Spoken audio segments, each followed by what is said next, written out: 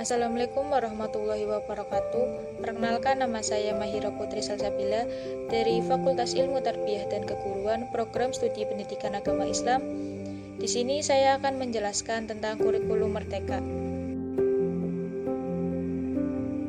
Kurikulum Merdeka adalah kurikulum dengan pembelajaran intrakurikuler yang beragam, di mana konten akan lebih optimal agar peserta didik memiliki cukup waktu untuk mendalami konsep dan menguatkan kompetensi. Selanjutnya, guru memiliki keleluasaan untuk memilih berbagai perangkat ajar, sehingga pembelajaran dapat disesuaikan dengan kebutuhan belajar dan minat peserta didik. Proyek untuk menguatkan pencapaian profil belajar Pancasila dikembangkan berdasarkan tema tertentu dan ditetapkan oleh pemerintah. Tujuan kurikulum Merdeka yaitu untuk memperbaiki sistem pendidikan di Indonesia dengan mengedepankan nilai-nilai keindonesiaan dan kearifan lokal. Konsep pembelajaran kurikulum Merdeka. Salah satu konsep penting dalam kurikulum Merdeka adalah konsep pembelajaran, di mana konsep pembelajaran mengacu pada pendekatan yang berpusat pada peserta didik. Artinya, peserta didik dijadikan sebagai subjek utama dalam proses pembelajaran. Peserta didik tidak hanya diberikan pengetahuan dan keterampilan, tetapi juga diberikan ruang untuk prinsip dalam konsep pembelajaran kurikulum. 1. Pendidikan berpusat pada peserta didik. Pendidikan bukan hanya tentang guru yang memberikan pengetahuan, tetapi juga tentang peserta didik yang belajar untuk mengembangkan diri. Guru dijadikan fasilitator untuk membantu peserta didik dalam mengembangkan potensi diri. 2. Pengalaman belajar yang menyenangkan. Pembelajaran yang menyenangkan dapat meningkatkan minat dan motivasi peserta didik dalam belajar. Oleh karena itu, pembelajaran tidak hanya dilakukan dalam kelas, tetapi juga di luar kelas, dengan melibatkan kegiatan yang menarik. Yang ketiga, mengembangkan kreativitas dan inovasi. Peserta didik didorong untuk berpikir kreatif dan inovatif. Dalam menyelesaikan masalah, pembelajaran dilakukan dengan cara yang interaktif sehingga peserta didik dapat mengembangkan kemampuan berpikir kritis dan kemampuan bekerja sama. Yang keempat, pembelajaran yang kontekstual. Pembelajaran disesuaikan dengan konteks kehidupan peserta didik. Kurikulum Merdeka mengutamakan pembelajaran yang berbasis dan pengalaman dan kearifan lokal. Peserta didik akan belajar tentang nilai-nilai lokal dan mengaplikasikan dalam kehidupan sehari-hari. Profil pelajar Pancasila adalah karakter dan kemampuan yang dibangun dalam keseharian dan dihidupkan dalam diri setiap individu peserta didik melalui satuan budaya pendidikan, pembelajaran intrakurikuler, dan proyek penguatan profil pelajar Pancasila dan ekstrakurikuler. Profil pelajar Pancasila memiliki 6 dimensi, meliputi 1. Beriman bertakwa kepada Tuhan Yang Maha Esa. 2. Berkebinekaan global. 3. Bergotong royong. 4. Mandiri. 5. Bernalar kritis. 6. Kreatif.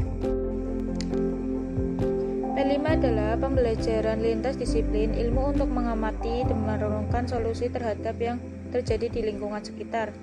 P5 menggunakan pendekatan pembelajaran berbasis proyek yang beraneka ragam dalam intrakurikuler di kelas. P5 menjadi salah satu sarana untuk meraih profil pelajar Pancasila, memberikan kesempatan untuk mendapatkan pengetahuan sebagai proses penguatan karakter siswa, serta menjadi wadah untuk belajar dari lingkungan sekitar.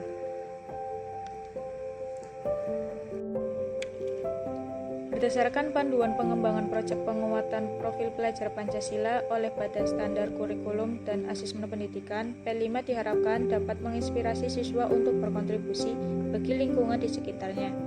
Penguatan P5 bertujuan untuk menjadi sarana optimal dalam mendorong peserta didik menjadi pembelajar sepanjang hayat yang berkompeten, berkarakter, serta berperilaku sesuai nilai-nilai Pancasila. Dalam skema kurikulum, pelaksanaan P5 terdapat dalam Keputusan Menteri Pendidikan, Kebudayaan, Riset, dan Teknologi tentang pedoman penerapan kurikulum. Dalam rangka pemulihan pembelajaran disebut bahwa struktur kurikulum di jenjang pendidikan anak usia dini serta pendidikan dasar dan menengah terdiri atas kegiatan belajar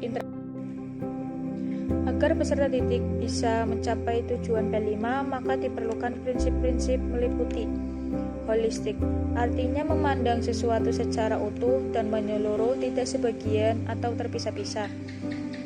Selanjutnya, kontekstual. Kontekstual berhubungan dengan upaya berdasarkan pembelajaran pada pengalaman nyata dalam keseharian. Berpusat pada peserta didik. Peserta didik menjadi objek pembelajaran yang aktif, mengelola proses pembelajaran secara mandiri. Yang keempat, eksploratif.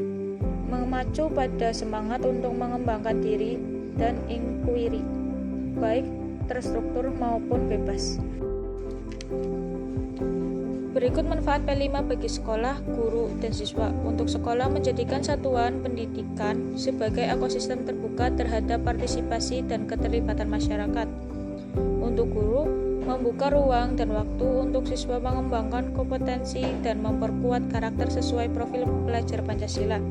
Menyusun proses pembelajaran P5 dengan tujuan akhir yang jelas.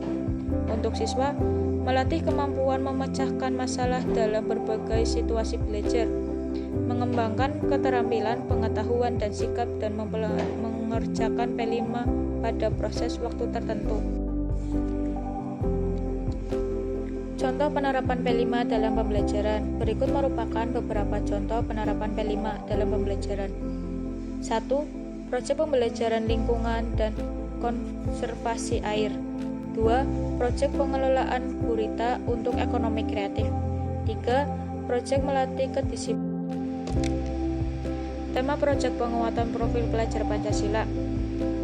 Proyek penguatan profil pelajar Pancasila sangatlah luas dan fleksibel. Masih banyak tema lainnya yang dapat diterapkan untuk mendukung pembelajaran yang lebih baik lagi. Berikut merupakan beberapa contoh proyek yang dapat dijadikan sebagai referensi materi ajar. 1. Gaya hidup berkelanjutan. 2. Kreatifan lokal. 3. Bhinneka Tunggal Ika. 4. Bangunlah jiwa dan raganya. 5. Suara demokrasi. 6. Rekayasa dan teknologi. 7. Kewirausahaan. 8. Cukup sekian dari saya. Wassalamualaikum warahmatullahi wabarakatuh.